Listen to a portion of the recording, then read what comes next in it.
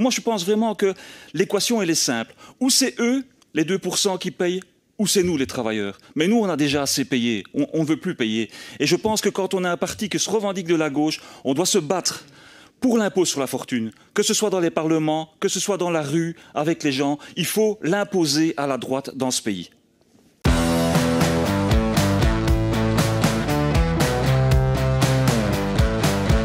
Donc, Monsieur le Ministre, en commission, tous les députés qui ont posé des questions orales, qu'ils soient de la majorité ou de l'opposition, se sont tous inquiétés, à juste titre, des finances communales.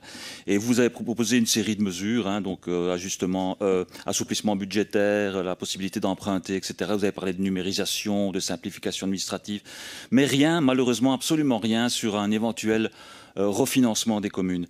Et pire, vous avez dit qu'il serait illusoire de penser qu'on allait pouvoir combler toutes les pertes des communes. Et donc ça veut dire quoi? Ça veut dire que les communes vont devoir payer à un moment donné. Et comment elles vont faire? Elles vont tout simplement soit diminuer les dépenses, et qui va casquer, ce sont les agents communaux qui vont se faire licencier, soit elles vont augmenter leurs recettes, et qui va casquer, ce seront les citoyens qui devront payer plus de taxes communales. Et notre motion, justement, elle servait à éviter ça. Elle servait à éviter que les gens soient virés, que les gens soient plus taxés.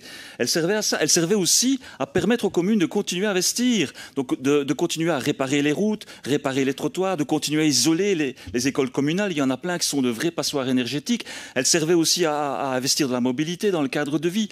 Et qu'est-ce que vous faites de cette motion?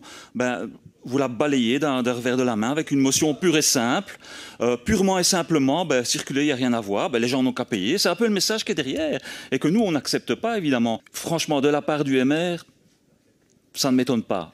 Faire payer les gens, à chaque fois qu'il y a eu des crises, faire payer les gens, c'est un peu leur marque de fabrique.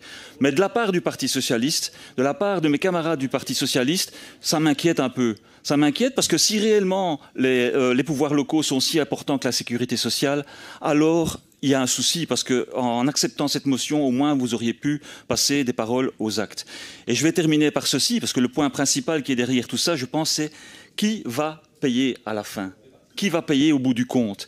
Et les réponses que j'ai eues en commission, que ce soit de la part de Monsieur le Ministre ou de la part d'un camarade député, ça a été de dire, Monsieur Beny, à la fin, c'est toujours les gens qui payent, c'est toujours les contribuables qui payent, c'est toujours comme ça. Et bien, nous, quand on vient avec la taxe Corona, cet impôt sur la fortune, c'est parce que ça concerne 2% des gens. Pas tout le monde, pas tous les contribuables, seulement 2% des gens. Et en plus, ce sont les plus riches, donc ils ont la capacité de pratiquer cette solidarité. Moi, je pense vraiment que l'équation, elle est simple. Ou c'est eux, les 2% qui payent, ou c'est nous, les travailleurs. Mais nous, on a déjà assez payé, on ne veut plus payer.